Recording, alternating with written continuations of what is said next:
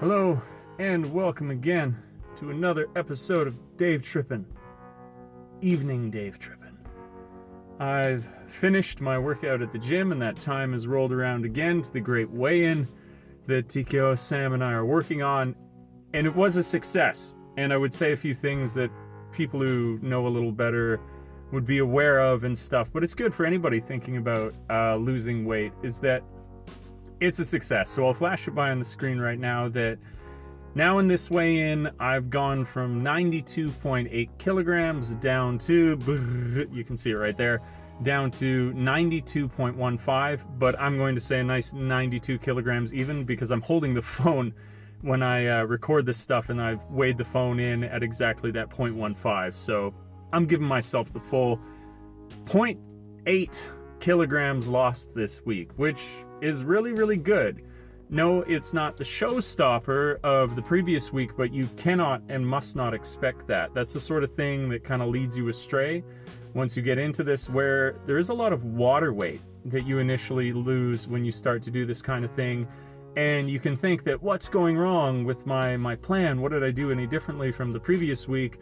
Why am I not losing at the same rate that I had started at? And usually you are. It's just that so much of what you lost initially wasn't actually body fat percentage, it was water weight. So there's a big change that's going to happen because of that. So I found peace with that. I've not lost my determination, and 0.8 of a kilogram is still pretty damn good for me. Pretty damn good. I have to work pretty hard at my current body fat percentage to drop that much in a week, so I'm very, very happy.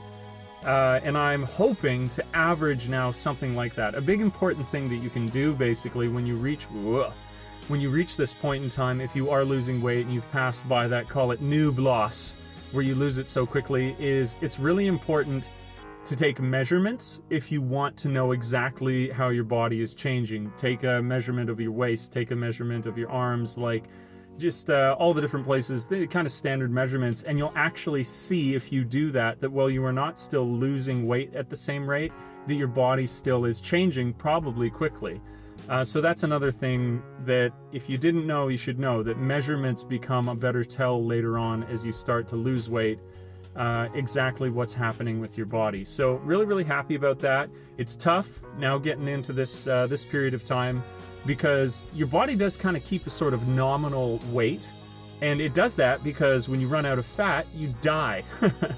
So there is a point when your body goes below that sort of nominal, this is a comfortable level of fat, which I'm now reaching, I believe, where it holds on to it a little bit more.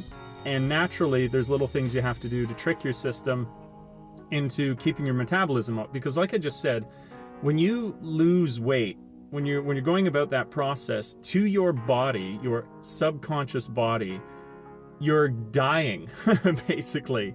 You're losing your fat. When you run out of fat, you die. So what it'll do is it will lower your metabolic rate as a kind of safety measure for what's going on.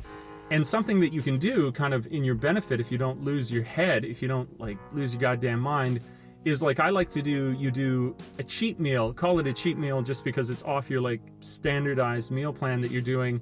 And what that will do is have the effect that your body will think that now it has a better source of food again, and so it will amp up your metabolic rate once again. So this weekend I did that and went right back onto my standard meal plan after that. Luckily my stomach shrank as well, so when I'd eaten that larger meal, I couldn't even eat that much. And mark my words, that following day was particularly hard because the metabolic rate had come back so much online that I was hungrier than I'd been in the whole week. And it's so funny because it's following this meal. It seems counterintuitive, but it actually makes a kind of logical sense if you think of what's occurring with your metabolism. So these are other things. And also, this is just like a side vloggy note for me. Make a mental note that this is super effective. I use a couple supplements, but I'd never before used BCAAs, and BCAAs are branched chain amino acids.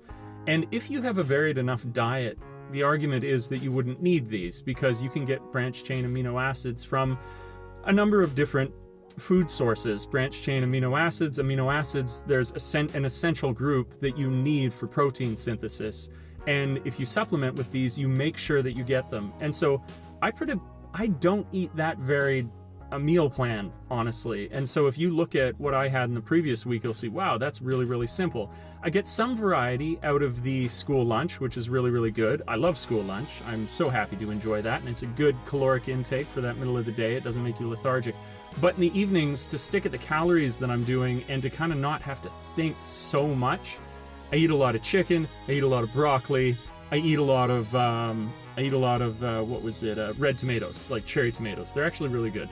But I don't get a lot of red meat, I don't eat a lot of eggs, I don't go for these different sources that you can get these essential amino acids from, these essential amino acids being what's responsible for protein synthesis, like I said. So I've now started to supplement with those, and the idea is that if you haven't gotten those and you need those, that you'll recover much more quickly. And last week, I thought, what better time, probably the primary reason that I would even supplement with these is that when I do leg day is like accepting the fact that you need to die and be reincarnated through pain, because recovering from your legs it's not this kind of satisfying burn you get on your chest or whatever else. It's like crippling. So my buddy suggested, he said, I use BCAAs and I even have a varied diet, and I notice an increase in my recovery time, and I've tried those out, and allow me to say they are the shit. I had a recovery time, like I think it knocked a full day off of my recovery time on my legs. So I'm just generally really excited about that. I had done my personal best. I did 120 kg squats. If you were in the know, unless you're like that's like good pre-intermediate weight. If you're squatting and you're at, like I am, around 92 kilograms now, that's a good solid weight. It's around 265 pounds. So I'm squatting well over my actual body weight. Really exciting, kind of creating a memoir of this more than anything else. But to anybody who's struggling a bit with their recovery times, try out BCAAs if you can afford them and your diet's not that varied, because they have certainly worked for me with a very short period of study. Maybe it's a little bit of a placebo, but I'm impressed with it so far. So the mission continues, and it continues in the right direction. I am definitely progressing and not going to delude myself that something is screwed up for the mere fact that I didn't lose quite as much. I'm on the right track. I will crush Tkyosam, and I'm hoping by the end of the month that son of a bitch is gonna owe me Ichiman. So if you like this video, I will now, in the following week if I have time, maybe just show exactly what that meal looks like that I do for dinner, which is really, really simple. I love it though. I've grown to love it. A hungry man would love even a stale cracker, so you don't need to make that impressive a meal when you are very hungry like I am. So that's been very good, and I will include that. So if you do enjoy these videos, please show me with a little thumbs up. I really, really appreciate it. I really appreciate everyone dropping by the channel, everybody commenting. You guys are awesome. You guys and gals, you're amazing. If not for you, I'd be talking for myself, and I am talking to myself. And I'm internally grateful for that. If you want to check out some games, that's my Let's Play channel right there. And I think I'm going to grab The Division here. I'm going to grab The Division because I'm finishing Life is Strange, and I can't play Destiny for the rest of my days, although I will at the same time as I do other things.